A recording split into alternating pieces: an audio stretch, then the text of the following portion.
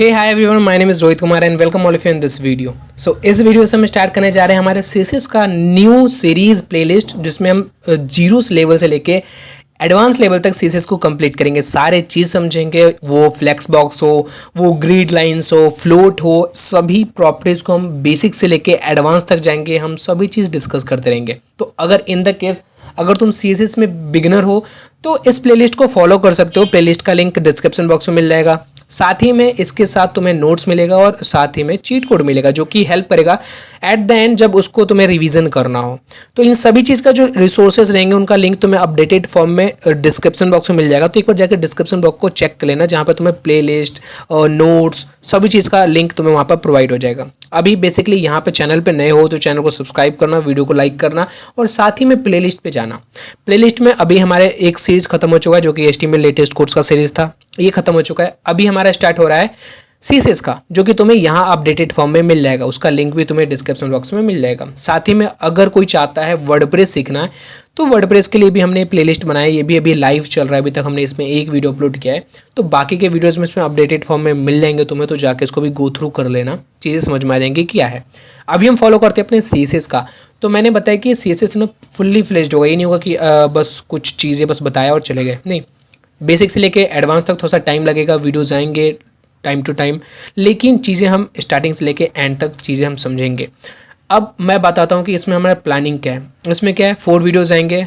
After 4 videos एक practice paper रहेगा। Practice paper basically ना कोडिंग एक ऐसा चीज़ है जिसमें तुम जितना प्रैक्टिस करोगे उतना ही ज़्यादा खुद को इन्हेंस करोगे, खुद के चीज़ों को इन्हेंस करोगे। तो हम इसमें प्रैक्टिस को भी लेके चल रहे हैं। एट देन हम बहुत सारे रिस्पॉन्सिव वेबसाइट भी बनाएंगे, जो कि तुम्हें इस प्लेलिस्ट में मिल जाएगा। ऐसे ही तुम HTML में जाओगे तो HTML में भी तुम्हें बहुत सारे हमने प्रैक्टिस भी किया है HTML में। बहुत सारे लोग क्या करते हैं, HTML पढ़ा देते हैं लेकिन उनका प्रैक्टिस नहीं होता, बट हमारा इसमें प्रैक्टिस भी है। सेम सीरीज में भी हमारा क्या होगा, प्रैक्टिस होगा। आफ्टर 4 और 5 वीडियोज़ एक प्रैक्टिस वीडियो भी आएगा, जिसमें एक्चुअली तुम्हें प्रैक्टिस करना पड़ेगा।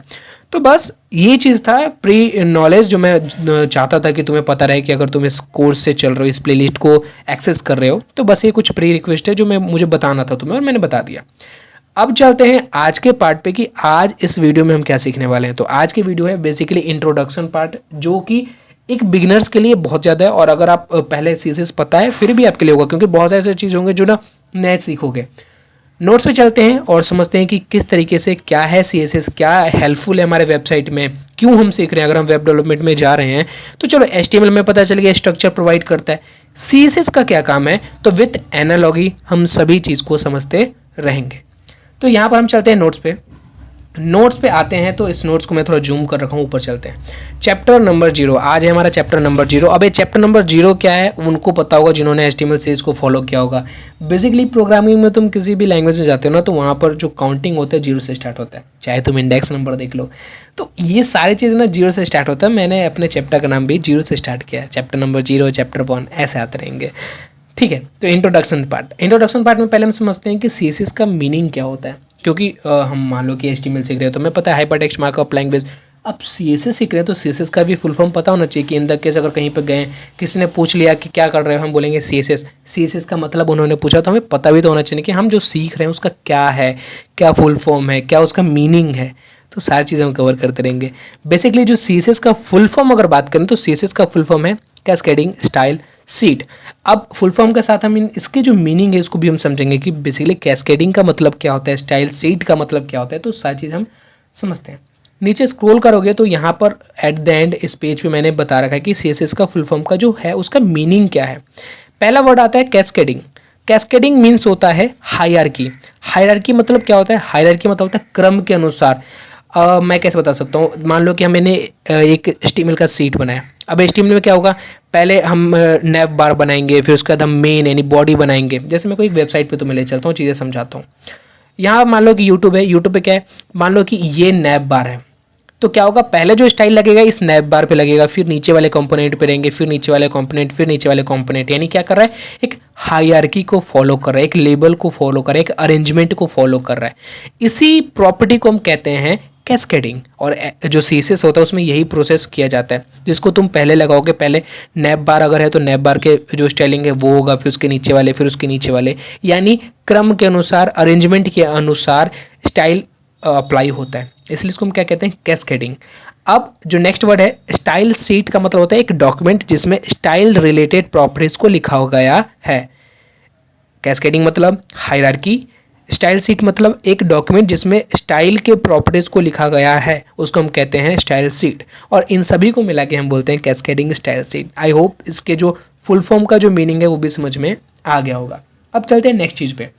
अब मैं तुम्हें समझाता हूँ कि ये वेबसाइट में ना हम थोड़ा सा बेसिक्स पे चल रहे हैं, तो बेसिक और अच्छे से चलते हैं। देखो, वेबसाइट कोई भी होता है ना वो दो चीज़ों से बन के होता है, बेसिकली तीन चीज़ होते हैं, बट मेन जो होता है ना वो दो हैं, एक फ्रंट एंड, एक बैक एंड, और एक और जो तीसरा होता है डेटाबेस। लेकिन हम अभी डिस्कस कर रहे हैं सिर्फ फ्रंट एंड और बैक एंड की।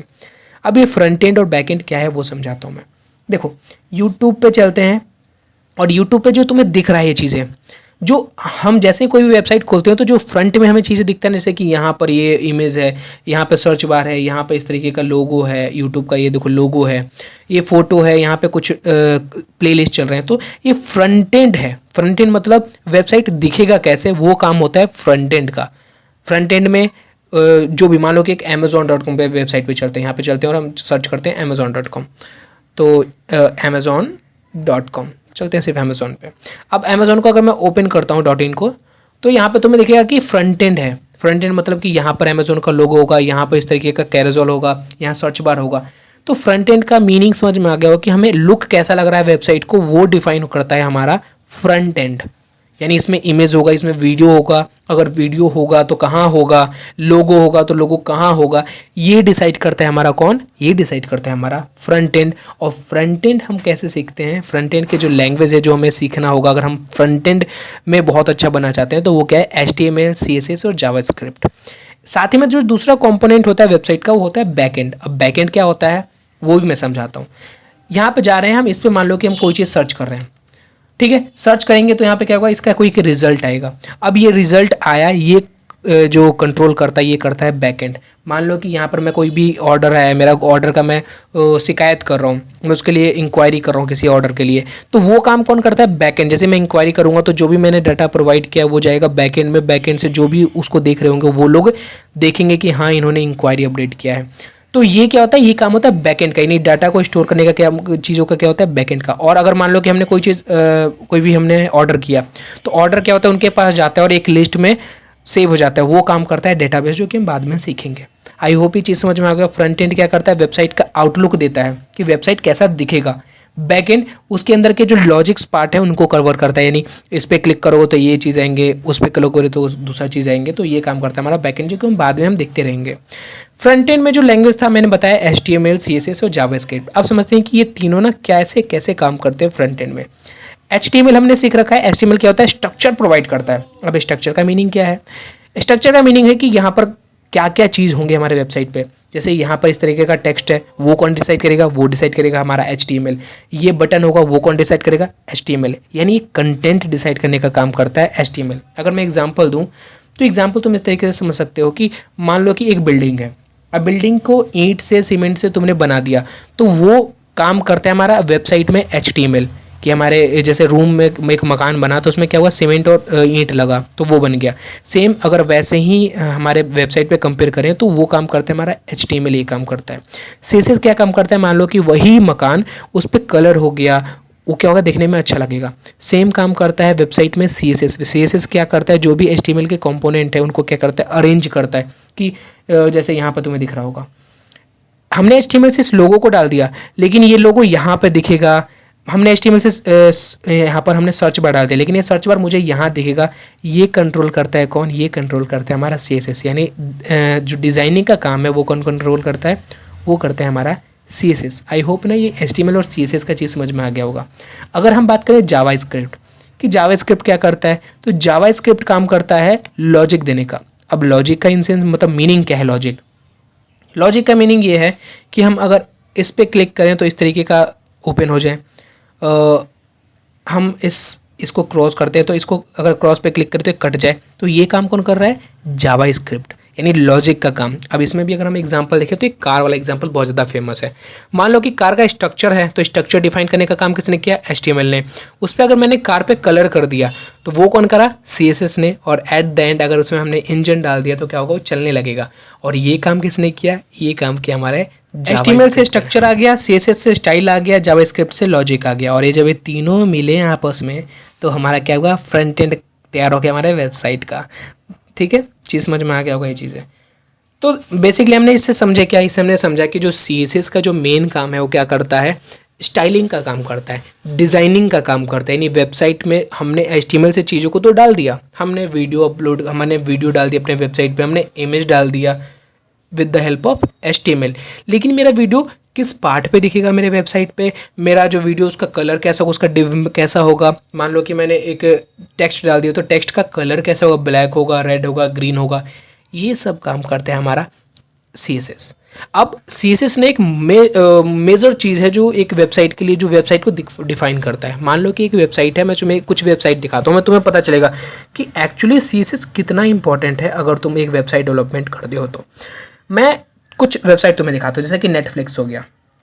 अगर हम नेटफ्लिक्स पे जाते हैं, नेटफ्लिक्स का जो वेबसाइट है उस पर हम जाते हैं, और साथ में हम जाते हैं किसके वेबसाइट पे, हम जाते हैं कुछ ऐसे ही आर्टिकल्स वाले जो वेबसाइट होते हैं उन पे चलते हैं और समझते हैं कि डिफरेंस क्या है। हम यहाँ पे लिख देते हैं ग्लोबल वार्मिंग, और यहाँ पे सर्च करते हैं। जैसे हमने सर्च करेंगे तो क्या होगा, बहुत सारे वेबसाइट आएंगे यहाँ पर, और हम चलते हैं कौन से वेबसाइट पे, यहाँ पर नीचे स्क्रॉल करते हैं, कोई वेबसाइट अच्छा से मिल जाए जो कि हमें एग्जाम्पल दे दे। हाँ, विकीपीडिया पे बहुत ही अच्छा एग्जाम्पल मिलेगा अब तो, विकीपीडिया, और एक है नेटफ्लिक्स के भी वेबसाइट को हम ओपन कर लेते हैं और देखते हैं कि क्या डिफरेंस है CSS का, किस तरीके से CSS लुक बदल देता है वेबसाइट का। ये तुम्हें दिख रहा है वेबसाइट जिसमें बहुत ही अच्छे तरीके से CSS का यूज़ किया गया है, दिख रहा है। अब यहाँ पर ना, अगर मान लो कि कोई 2 यूज़र हैं, एक यूज़र को यहाँ पर हम भेज दें नेटफ्लिक्स पे, दूसरे यूज़र को हम भेज दें विकीपीडिया पे। अब बताओ ज़्यादा टाइम कौन कहाँ पे, तुम ही बताओ, तुम ही अगर आ रहे हो तो बताओ तुम ज़्यादा टाइम किस पे यूज़ कर सकते हो, मतलब बिता सकते हो। ऑफ कोर्स नेटफ्लिक्स पे। क्यों? क्योंकि यहाँ पे डिज़ाइनिंग देख के ना हमें मज़ा आएगा, हम चीज़ों को देखेंगे, देखना चाहेंगे, हम और ज़्यादा इसके डीप में जाएंगे, हम समझेंगे कि यहाँ पर क्या है, यहाँ पर क्या है। लेकिन हम यहाँ पर जाएंगे तो देखो डिज़ाइनिंग है ही नहीं, बस ये लग रहा है कि रिटर्न फॉर्म में बस लिख रखा है लोगों ने। ठीक है, तो ये मैटर करता है डिज़ाइनिंग। यहाँ पर मैं ज़्यादा से ज़्यादा 10 मिनट, आधे घंटे, 2 घंटे, अगर बहुत ज़्यादा काम है तो मैं 1 घंटे बिता सकता हूँ, लेकिन यहाँ पर मैं आराम से बहुत टाइम बिता सकता हूँ यहाँ पे। तो ये चीज़ होता है, डिफाइन करता है हमारा CSS एक मेन पार्ट है जो बताता है कि हाँ आपके क्लाइंट आपके वेबसाइट पे कितने देर तक टाइम बिता सकते हैं। क्योंकि अगर आपका वेबसाइट अच्छा है, रिस्पॉन्सिव है, रिस्पॉन्सिव का मतलब क्या होता है, रिस्पॉन्सिव का मतलब होता है कि मेरा वेबसाइट लैपटॉप पे तो चलना चाहिए, साथ में मेरे फ़ोन में भी बहुत अच्छा दिखना चाहिए। ये नहीं कि लैपटॉप में तो बहुत अच्छा दिख रहा है, PC में बहुत अच्छा दिख रहा है, लेकिन जैसे ही मैं इसको फ़ोन में ओपन किया वो ख़राब हो गया। उसको कहते हैं रिस्पॉन्सिव। और ये रिस्पॉन्सिव भी किसके अंतर्गत आता है, ये भी आता है हमारे CSS के। अगर तुम्हारा CSS अच्छा है तो तुम अपने वेबसाइट को रिस्पॉन्सिव भी बना सकते हो। और ये काम कौन करता है, मीडिया क्वेरी करता है, जिसको हम समझते रहेंगे बहुत ही अच्छे तरीके से। तो ये था इंट्रो पार्ट जिसमें हमने ये चीज़ समझा कि CSS क्या है, जावास्क्रिप्ट, इनके बीच में डिफरेंस क्या है। आई होप ये चीज़ें समझ में आ गया होगा। ये चीज़ बेसिकली अगर तुम नहीं पता है तो ये चीज़ थोड़ा सा at the end theory part में दिक्कत करेगा। तो हम तो चीज़ें सभी कवर कर रहे हैं, हम प्रैक्टिकल कवर कर रहे हैं, थ्योरी कवर कर रहे हैं, लेकिन ज़्यादा फोकस हमारा प्रैक्टिकल पर रहेगा। तो आई होप ये इंट्रोडक्शन पार्ट समझ में आया होगा। अगर आया तो वीडियो को लाइक करना, चैनल पर सब्सक्राइब